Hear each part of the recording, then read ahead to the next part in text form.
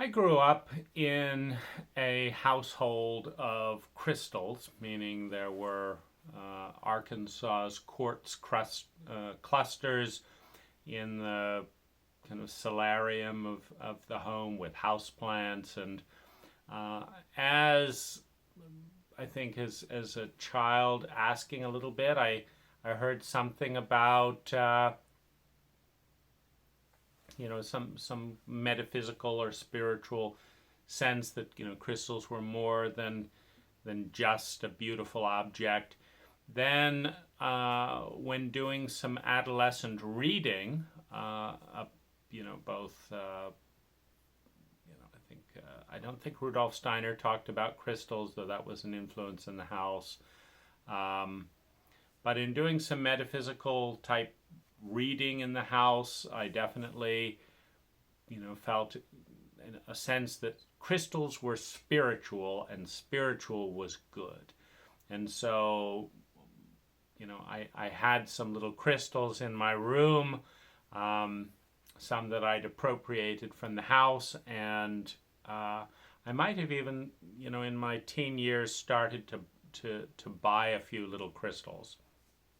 $30 here, something like that.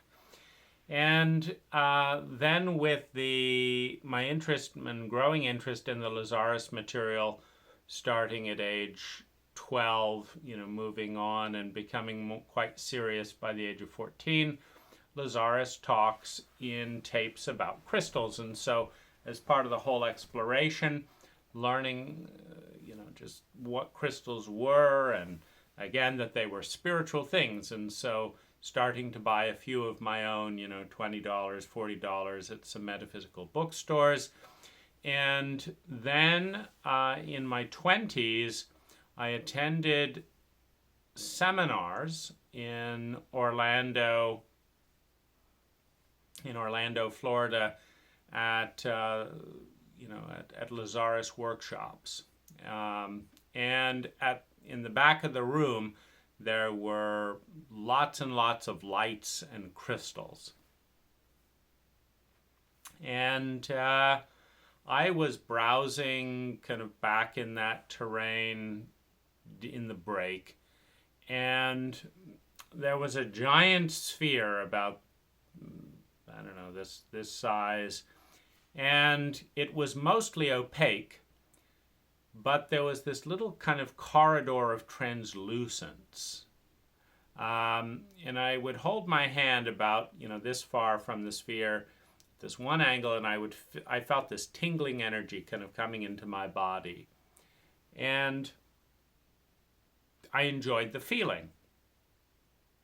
I enjoyed the sense of homecoming. I enjoyed the feeling.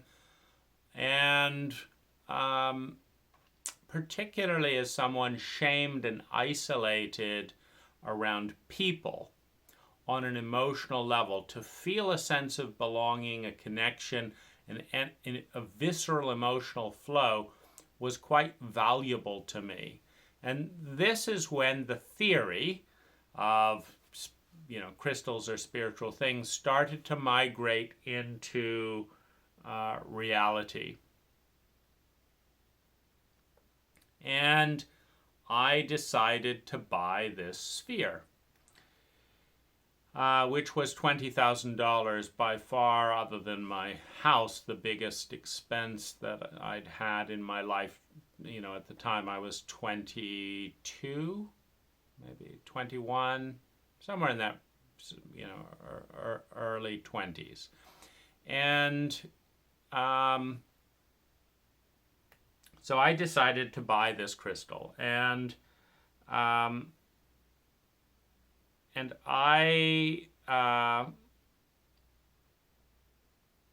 had $5,000 on one credit card that I could put it on, and this is, I guess, a little bit of a side note, but it does tie in with one interesting thing that I experienced with crystals, which is that despite finding spending money to be onerous, I have a 2001 Toyota Tundra right now, just to give you a sense, that I've had for I don't know, well over 10 years. And, um, that's my main transportation vehicle and all. And it could easily be upgraded. It's just not that important to me. And I don't like the idea of spending the money. But, and that costs $16,000.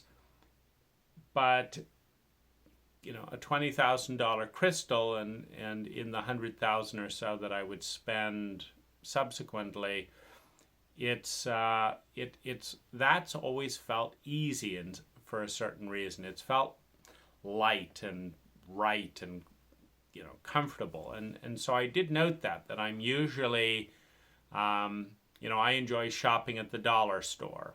Why? Because why should I pay $2.99 for Q-tips when they're $1 at the dollar store? It just doesn't make sense to me. Why should I buy Epsom salts for $2.59 at Walgreens when they're $1 at the dollar store? So I, that kind of thinking makes a lot of sense to me. Why buy a new car when I can buy a used car? All that kind of thing.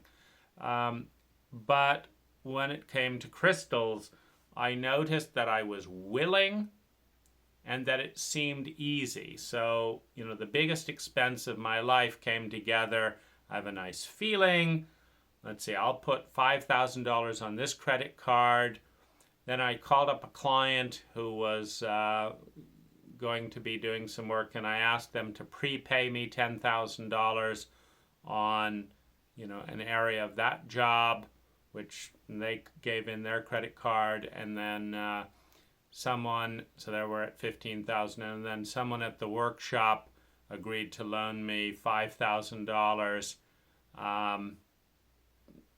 There's the biggest expense of my life to date, other than a house, and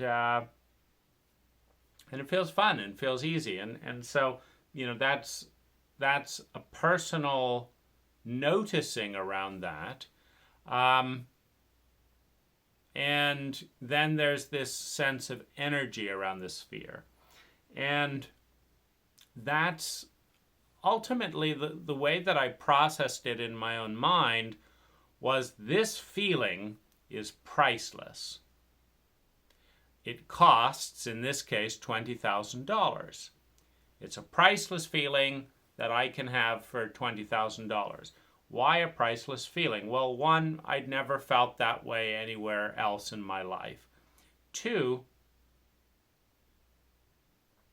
it fit in with this paradigm of being spiritual. It wasn't just like for example, I might have gotten a similar feeling on cocaine or something like that, where I'd say, wow, this is an amazing feeling. I've never felt this before.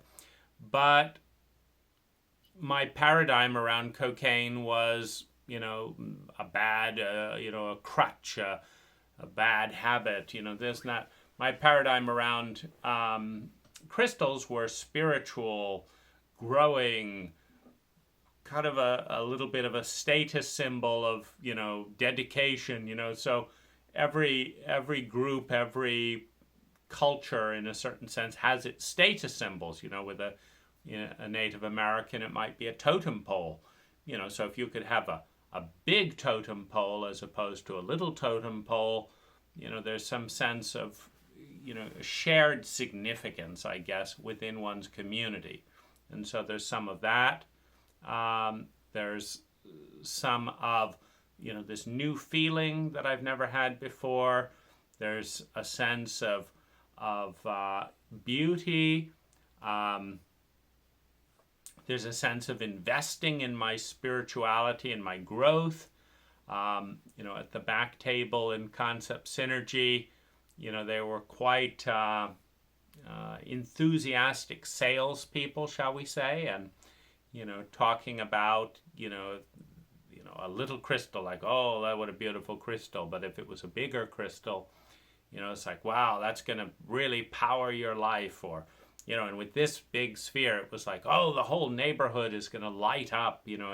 And so there's definitely some of that. Some bigger is better, the American way. And so there's some of that. And I noticed it myself when I had chronic fatigue, where I really couldn't get out of bed. And it was this little crystal, really little crystal. That was the first time that a crystal had touched me viscerally. Because, before I just read about it in books, and they're like this and like this. And, Lazarus has several videos on crystals, and several cassettes on crystals. And so that was all intellectual. But when I had developed chronic fatigue, I really couldn't move in bed too much. And all I had was this little, like, $20 quartz crystal. And, it was something a lot like this, something like this. And I would lay in bed, unable to move, exhausted, feeling stressed, feeling, like just so heavy. And I just feel so tired and so, and then I would look, and I don't know if you can see this. Let me see if you can or not.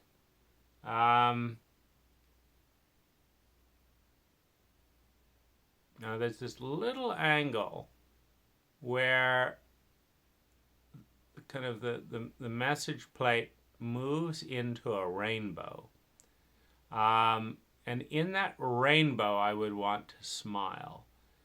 And so that was the clue. Now, this isn't the exact crystal. But, I can get a sense of, the rainbow if I pay attention. And you may or may not, let's see here. How do we? Well, let's see. I guess here the camera doesn't focus on that.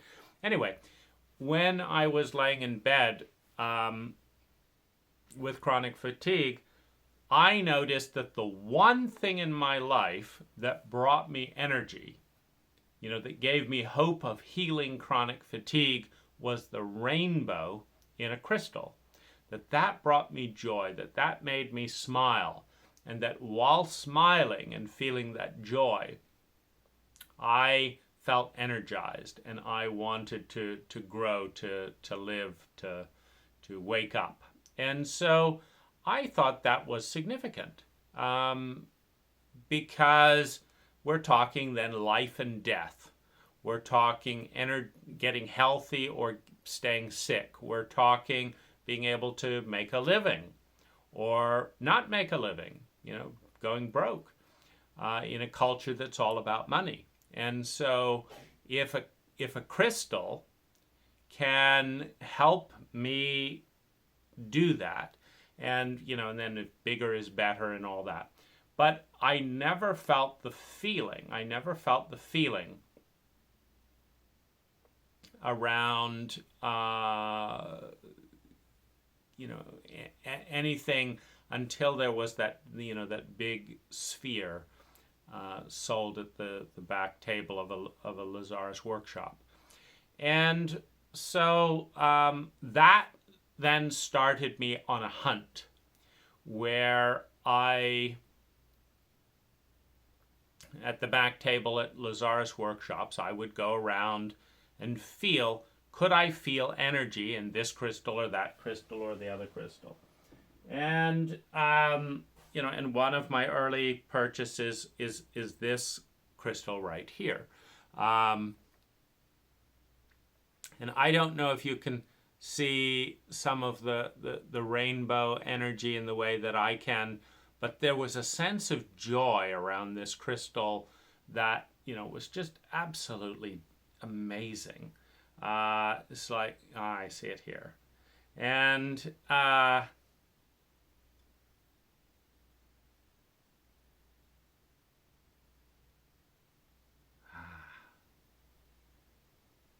yeah, there's a sense of joy and beauty around this crystal. And so, this was a I don't know if it was the second or third crystal, but this was in the first 5 or so crystals that I bought after the sphere.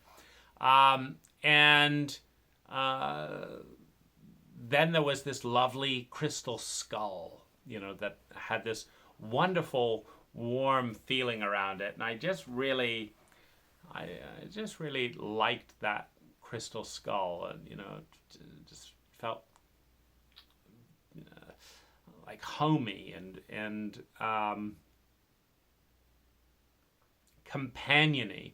Again, with a history of loneliness and isolation, to have these rich feelings and being somewhat predisposed towards things rather than people. Again, I'm referencing the trauma section in this series. The sense of being able to have a beautiful and exquisite, a healing relationship with these transcendent beings, these transcendent objects, these portals of energy, was just beautiful. And so I began a $100,000 buying campaign, first with Concept Synergy and Lazarus, and then discovering a crystal wholesaler, and discovering that they were 5 to 10 times cheaper at the wholesaler than at Concept Synergy.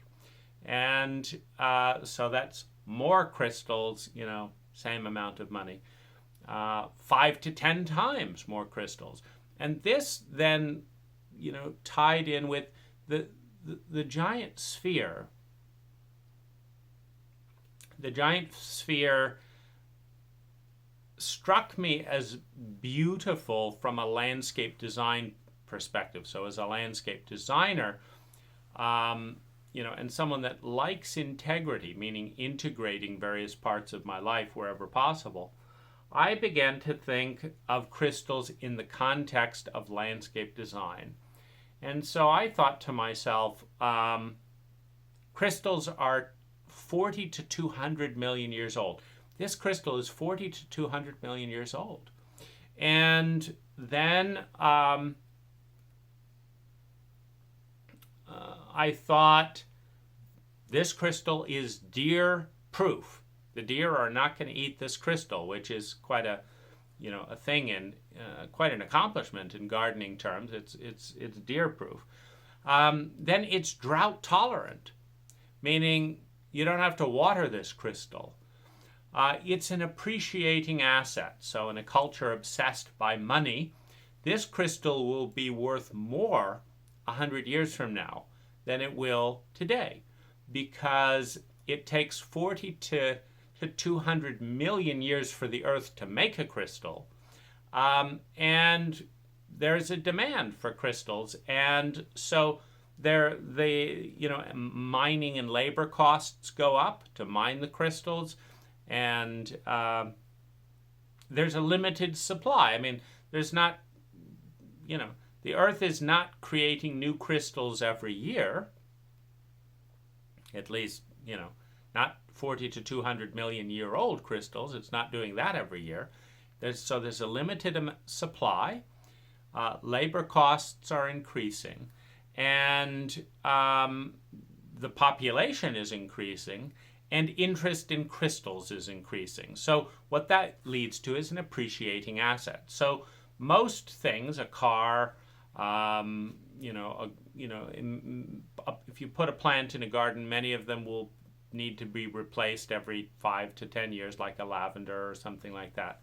But a crystal does not need any maintenance. Doesn't need water. It's deer resistant. It's 40 to 200 million years old. It's an appreciating asset. Now then you have it's beautiful. And now this is going to look different in the day as well as in the night. So this looks good in the day, it looks good in the night. Now, it also has year-round interest. You think of a rhododendron, it blooms in the spring, sometimes in the fall as well. But, a spring burst of interest. Well, a crystal is beautiful, spring, fall, summer, and winter. So you have, year-round interest. And then you have the fact that a crystal can be lit day and night. So you have 24/7 interest, year-round interest, drought-tolerant, deer-resistant. And then you have the fact that every crystal is completely unique. What the inclusions in a crystal, you're never going to see another crystal like this. I mean, feast your eyes. It's magnificent. In your heart, the energy of a crystal is unique. The visual is unique. And so I thought, well, let's create garden crystals. Let's introduce crystals in a garden setting. And so again, I evolved my relationship with crystals to think I want to buy giant crystals at the new wholesalers that I was discovering, to buy giant crystals, and I want to find ways to put them in a garden setting. So then I started developing bases and light bases and designing all of that so that I could have crystals in a garden setting. And this was incredibly beautiful to me, the idea, the dream of, and so I bought literally 2 tons of crystals at some of the large gem and mineral shows, giant geodes, more, giant generators, large crystal spheres. I went to Brazil and purchased spheres as well. Then, when I was in Oregon, I had some giant stumps, polished wood burls and stumps turned into light bases that could stand in a garden, and develop stone tops and, variety of things. So, and created a crystal temple. And then I created giant crystal sculptures, some for outside, some for inside, that incorporated bronze and light and water. And so I succeeded at integrating the idea of landscaping with crystals, etc. I also, in going through the depths of PTSD with, a tremendous amount of pain, it was again crystals that presented themselves as being some of the most luminous energies and presences available. Some of the most luminous energies and presences available. And it's remarkable to me. It's remarkable to me that some of the most healing energy that I've experienced in my lifetime has not been from people, but from crystals. And I have a tremendous gratitude. I have a tremendous gratitude for,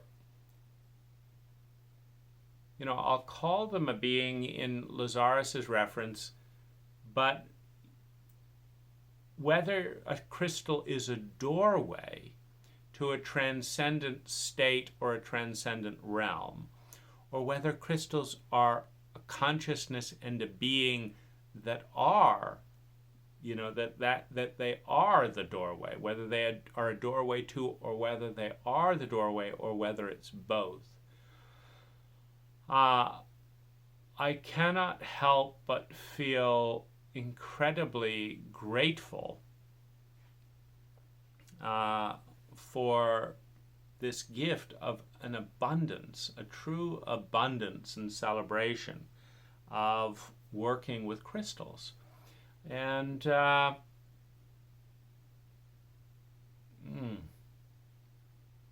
it's just absolutely beautiful. And I contrast this feeling, this feeling that I have right now with the sense of intellectual, the idea that metaphysics, for example, is a good thing, or spirituality is a good thing, as opposed to some of those bad things.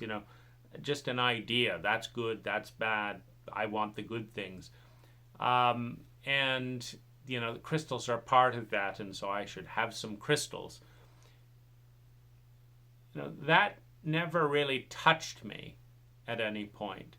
It's been the experience of exquisite beauty. It's the, it's the sense of joy and rainbow-like light that I see and feel.